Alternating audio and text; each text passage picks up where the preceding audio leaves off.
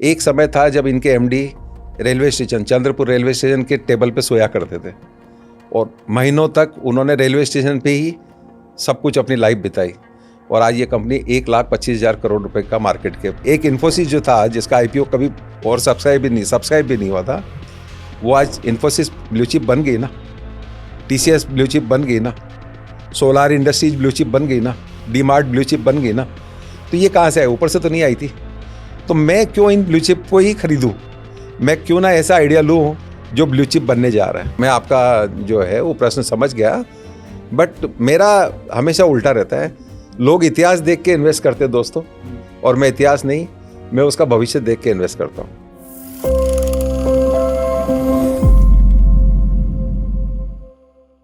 This video is made for educational purposes only and are not meant for financial advice. Viewers are recommended to consult registered financial and investment advisors before making any investment. We disclaim all liability for any loss or damage as a result of any investment that you may consider. We do not promote any finance or investment related courses or products through this channel.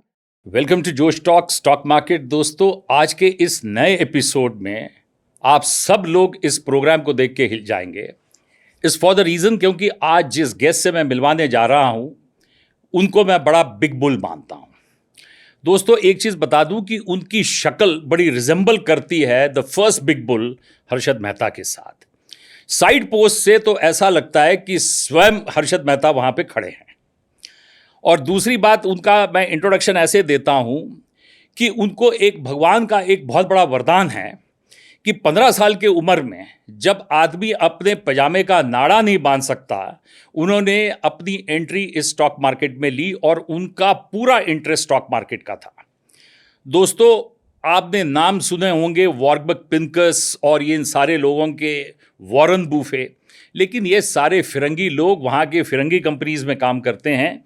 लेकिन जिस व्यक्ति से मैं आपको मिलवाने जा रहा हूँ ये एक ऐसा व्यक्तित्व है कि ये वॉरेन बुफे से भी मैं मानता हूँ कि बहुत बड़ा है, क्योंकि मैं समझता हूँ India is the most emerging market और आने वाले समय में इन फिरंगियों को भी हम पीछे डालेंगे, इन गोरों को हम पीछे डालेंगे, क्योंकि मेरा ऐसा मानना है 16, 17, 18 century India was the world leader in the world trade.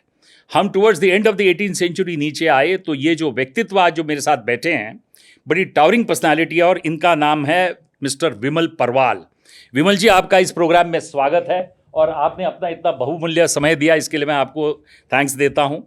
और सबसे पहले दोस्तों, मैं आपको इनका एक थोड़ा छोटा सा परिचय करा दूं। विमल परवाल जी ने जब 15 साल में इस बाज़ार में जब अपनी एंट्री मारी, तो सबसे पहला एजुकेशन ख़त्म होने के बाद ना बॉम्बे गए, ना कलकत्ता गए, ना मद्रास गए, किसी भी बिग मेट्रो सिटी में नहीं गए, लेकिन नागपुर जैसे शहर में, जो सेकंड कैपिटल है आपकी महाराष्ट्र की बॉम्बे के बाद, तो यहाँ पे इन्होंने एक कंपनी की शुरुआत की, कॉन्फिडेंस पेट्रोलियम।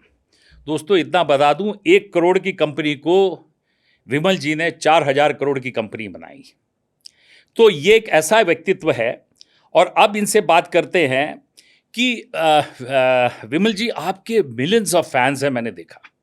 और मिलियंस ऑफ फैंस का मतलब है कि वो आपको बिल्कुल जैसे वो पागल हो जाते हैं जब आपको वो सुनते हैं और आपको फॉलो करते हैं। तो अपने बारे में बताइए कि कैसे आपने ये शुरुआत की। Thank you. आपने जितना जो बोला, तो शायद हो सकता है कि आपका ऑब्जर्वेशन और आपका जो इन्फॉर्मेशन कलेक्शन जो भी हुआ होगा उसके बेस पे आप बोलेंगे। इतना कुछ मैं नहीं हूँ जितना आप बता रहे हैं। और ये कंपनी जैसा आपने बताया, कॉन्फिडेंस पेट्रोलियम, तो ये कंपनी 1 करोड़ से 4,000 करोड़ की दोस्तों मैंने नहीं बनाई है। ये पूरी टीम और जो मैनेजमेंट है, specially our CMD mister Nitin Khara, उनकी डेयरिंग, उनकी रिस्क टेकिंग और उनकी बिजनेस अक्यूमेनशिप। तो मैं तो एक निमित्त मात्र था। हाँ, उस कंपनी को, इस ग्रुप को लिस्टिंग वाला अंजाम देना, इसमें मेरा काफ़ी बड़ा कंट्रीब्यूशन था, जिसके अगेंस्ट में मैनेजमेंट काफ़ी था। वो नहीं चाहते थे कि ये कंपनी इस तरह का लिस्टिंग वाला आइडिया उनको पसंद नहीं था। बट अल्टीमेटली 1 करोड़ से 4,000 करोड़ की जो कंपनी बनी, वो बिकॉज ऑफ लिस्टेड एंटिटी बनी, जिसमें एफआईआईज का फंड्स फ्लो आया।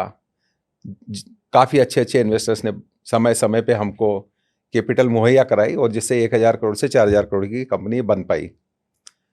रही बात कि आपने जैसे बताया कि ये जो मेरी फैन फॉलोइंग है, तो मैं तो अपना इन्वेस्टमेंट करता हूँ और लोग उस इन्वेस्टमेंट को फॉलो करते हैं। अदरवाइज मैं तो कोई किसी को आइडियाज़ अपने शेयर नहीं करता, बट लोगों को जब मालूम चलता है कि मैंने किसी कंपनी में पैसा डाला है तो लोग उसी दिशा में करते, क्योंकि मेरा ट्रैक रिकॉर्ड अभी तक ऐसा रहा है। और उसका रीज़न यही था कि मैं एक ऐसी कंपनी जिसमें करीब 22 साल प्रेसिडेंट कॉरपोरेट की पोस्ट पे रहा, तो यहाँ रह के मैंने purchase, marketing, accounting, corporate affairs, even plant भी मैंने खुद ने डिजाइन किए कई। तो लगभग एक अच्छा डिसीजन बिजनेस में, मतलब स्टॉक आइडेंटिफाई करने में जो एक बेसिक जो चीज़ होती है कि आप how you identify a good company at good timing, good valuation. तो इस कंपनी में इस पोस्ट पे रहते हुए मुझे सही गलत बैलेंस शीट में कहाँ प्रॉब्लम्स है, कौन सी चीज़ को कहाँ छिपाया जा सकता है, कहाँ दिखाया जा सकता है, ये सब चीज़ों का प्रैक्टिकल अनुभव 22 साल मैंने लिया। तो मैं जब कोई कंपनी आइडेंटिफाई करने जाता हूँ मेरे पर्सनल इन्वेस्टमेंट के लिए, तो ये मेरा जो पास्ट एक्सपीरियंस है वो बहुत काम आता सर। और मैं ये अच्छे से समझ पाता हूँ कि इस कंपनी का फ्यूचर क्या है, ये जो कंपनी जो प्रोडक्ट बना रही है उसका फ्यूचर क्या है, उसमें ग्रोथ पोटेंशियल्स कितने हैं, मैनेजमेंट की क्वालिटी क्या है। मैनेजमेंट से आधा 1 घंटा 2 घंटा मिलने के बाद में समझ में आता है कि उस मैनेजमेंट में आगे बढ़ने की हंगर है या नहीं है। ऐसा तो नहीं है कि वो कमा के बोलता है हाँ हो गया, भगवान का दिया सब कुछ है, अब किसके लिए दौड़ना, क्यों भागना। तो मैं ऐसे मैनेजमेंट को नमस्ते करता हूँ, थैंक यू वेरी मच। मुझे ऐसा कोई मैनेजमेंट, थका हुआ मैनेजमेंट पसंद नहीं है जो आगे दौड़ना नहीं चाहता। तो ये सारे अनुभव जो है मेरे को एक अच्छे निर्णय लेने में काफ़ी सहायक होते हैं। दोस्तों, एक पुरानी कहावत है कि विमल जी बेसिकली जयपुर से है, राजस्थान से, और मारवाड़ी है और महेश्वरी हैं। और जब आप बाकी के भी जितने भी इंडस्ट्रीज देखते हैं तो मेरा ऐसा मानना है कि पहली बात तो one of the finest brains, और इनका जो दिमाग है ये इनको एक बहुत बड़ी गॉड गिफ्ट है। और मैं ऐसा मानता हूँ कि they are the Jews of India. जैसे जूस है वहाँ पे इजराइल में, वैसे ये इंडिया के जूस हैं। और इतने कंजर्वेटिव होते हैं और बड़े प्रैक्टिकल होते हैं, बिल्कुल ज़मीन के साथ जुड़े होते हैं, हवा में उड़ते नहीं हैं। तो यहाँ पे एक वो जो पुरानी कहावत है, जहाँ ना कोई पहुँचे वहाँ पहुँचे मारवाड़ी। तो आप कभी भी अगर इंडिया की अगर आप हिस्ट्री में देखें, वर्ल्ड की हिस्ट्री में देखें कि सारी बिजनेसेस में अगर आप डायरेक्टरी देखें, 5,000 7,000 जितनी भी लिस्टेड कंपनीज हैं दोस्तों, विमल जी आप मेरी बात से सहमत होंगे, अगर ये उसकी डायरेक्टरी बना लें, 7,000 कंपनीज अगर हम मान के चलते हैं लिस्टेड कंपनीज, राइट, उसमें से maximum companies are promoted by Marwaris.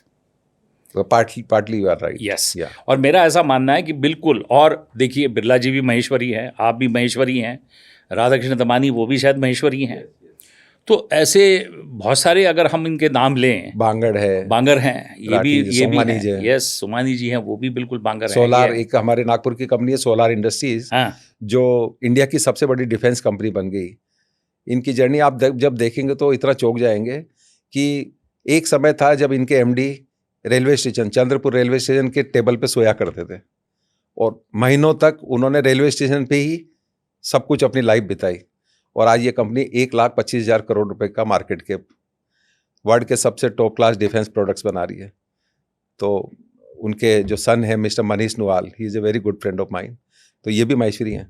विमल जी, आपकी जर्नी में जो मैंने ऑब्जर्व किया, जो मैंने आपके बारे में पढ़ा, उसमें मेरा एक सवाल है कि लोग नॉर्मली आप देखेंगे स्टॉक मार्केट में ना सब बोलते हैं कि ब्लू चिप कंपनीज को ट्रैक करो, और आपका जो सिद्धांत है, आपका जो प्रिंसिपल है वो बिल्कुल टोटली अगेंस्ट है। आप ब्लू चिप्स में तो बिलीव ही नहीं करते हैं, you create your own blue chips.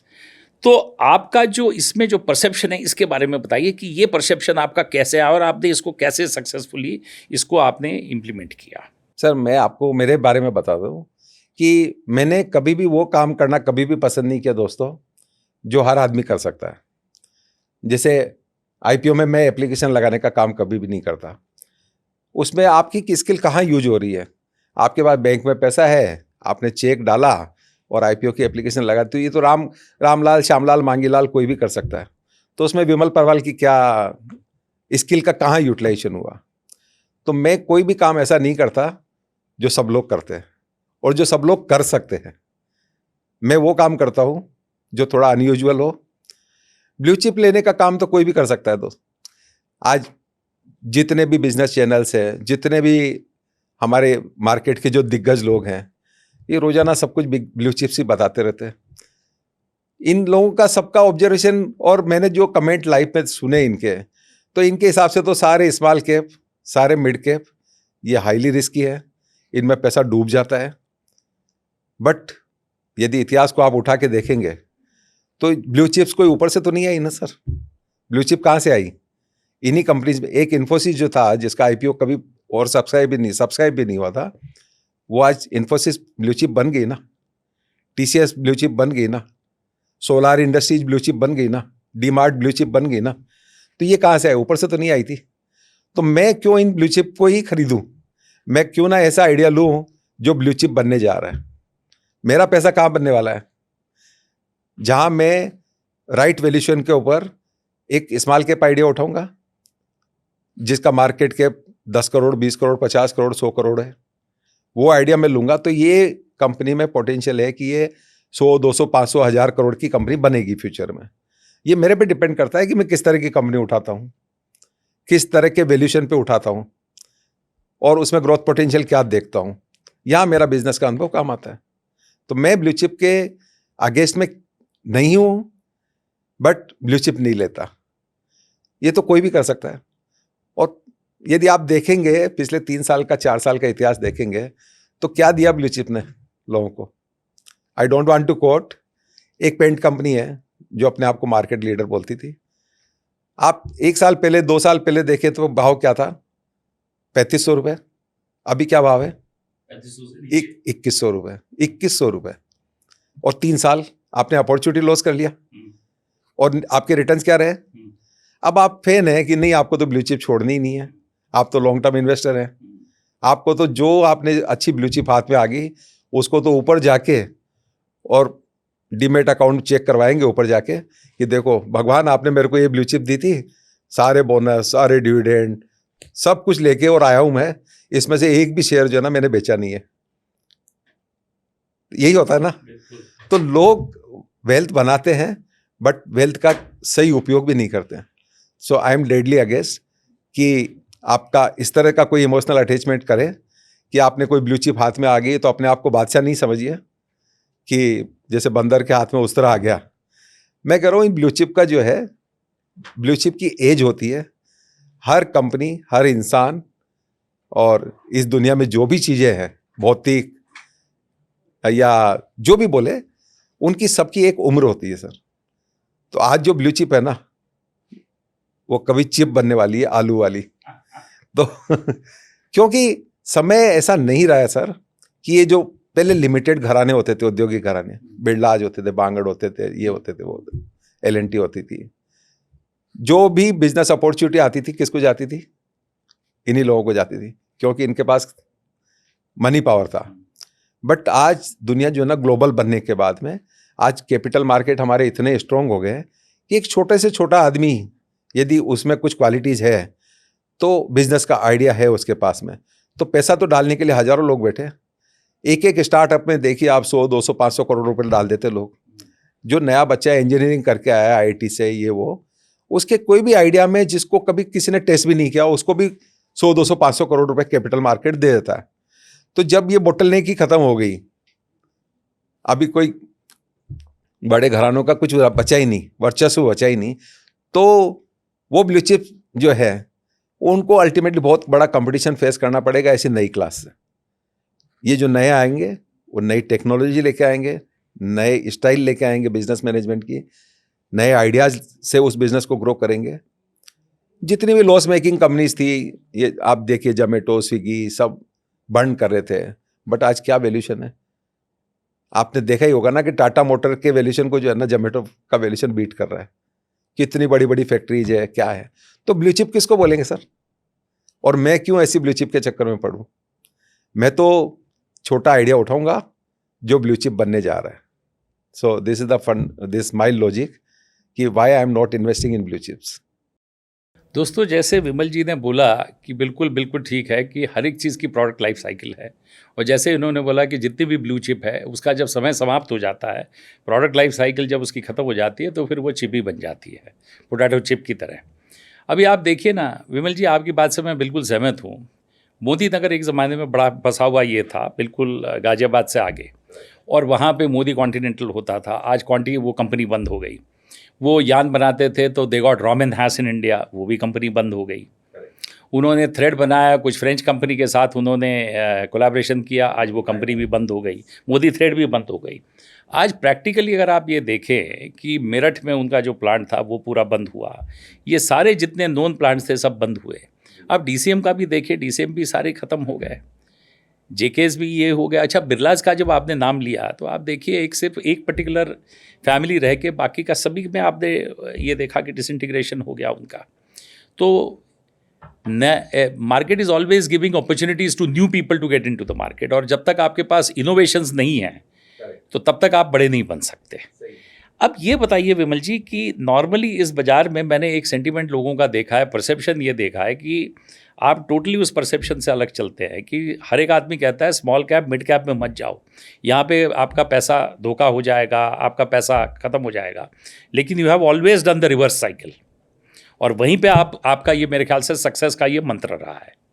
क्या कहते हैं आप इसके बारे में? तो हाँ, बिल्कुल सही बोल रहे सर कि मेरे को कभी भी बड़े आइडियाज़ पसंद भी नहीं आए, और मैंने तो हमेशा छोटे आइडियाज़ को ही लिया। बट जो छोटे आइडियाज़ में मैंने 10 कंपनी, 20 कंपनी, 100 कंपनियों में से 2-4 जो जेम्स चुने, हिडन जेम्स, जो आज की डेट में वास्तव में जेम बन के बाहर आ गए। तो इसमें मेरा जो प्रैक्टिकल अनुभव है जीवन का, एज ए प्रेसिडेंट जो मेरे को मिला, उसको मैंने पूरा इसके अंदर डाला और आइडिया को सेलेक्ट करने में। और मेरे को जैसे एक छोटा सा उदाहरण हल्का सा बता रहा हूँ मैं कि नागपुर के पास में एक माइनिंग कंपनी थी। उस माइन के अंदर 2 लाख से लेके 3 लाख करोड़ रुपए का आयरन ओर था, और मार्केट कैप 150 करोड़ था। ये मेरे को मालूम है कि इस माइन के अंदर 2.5 लाख से 3 लाख करोड़ रुपए का माल पड़ा हुआ है। बट माइन जब भी चालू होती थी तो डिस्टर्बेंस, नक्सलाइट डिस्टर्बेंस, ये गाड़ी जला दी, वो हो गया, वो फूंक डाला, इस मैनेजर को मार दिया, ये गोलियां चल गई। उस कारण से 150 करोड़ का मार्केट कैप चल रहा था। बट जब मेरे को उस माइन का मैंने इतिहास कहीं पढ़ा कि ये वो माइन थी जिस पे कभी जमशेदपुर वाला टाटा स्टील इस माइन के ऊपर आने वाला था, but because of all these disturbances वो लोग माइग्रेट करके चले गए जमशेदपुर।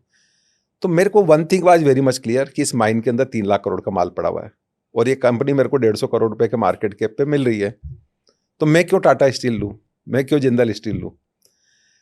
जब मैंने ये आइडिया लिया तो मेरे को कई लोगों ने बेवकूफ़ समझा कि ये फालतू की कंपनी ले रहे हैं जिसमें रोजाना आए दिन कुछ ना कुछ अटैक होता रहता है। मेरे को कई अच्छे मेरे दोस्तों ने सीए जो हैं, बड़े चार्टेड अकाउंटेंट, यानी बहुत ज्ञानी होते हैं तो मैं तो आईसीडब्ल्यू हूँ बट उन लोगों ने ज्ञान दिया, इसकी बैलेंस शीट ये है, वो है, जो भी है, व्हाटएवर। उनकी अपनी ओपिनियन थी, बट मेरी ओपिनियन उनके डेडली अगेंस्ट थी। बट वो आइडिया मैंने लिया, और यू विल नॉट बिलीव, 8 रुपये वाला वो शेयर अभी 1500 रुपये कोट कर रहा है। तो इसी तरह से जब मैंने देखा कि इंडिया के अंदर ट्रेन्स, ये बुलेट ट्रेन और मेट्रो ट्रेन्स और ये सब आ रही है, तो एक टीटागढ़ वैगन करके जैसे कंपनी थी, तो मैंने 85 रुपीज़ में वो सेलेक्ट की, जो 1.5 साल बाद में 1800 रुपये कोट हुई। ऐसे बहुत सारे आइडियाज़ रहे जिसने 3-4 महीने 6 महीने के अंदर भी 3 गुना, 4 गुना, 5 गुना, 10 गुना, कुछ आइडियाज़ तो मेरे 100 टाइम तक भी गए। बट ये मैं भगवान की कृपा समझता हूँ, इसमें ऐसा कुछ नहीं है कि मैंने कुछ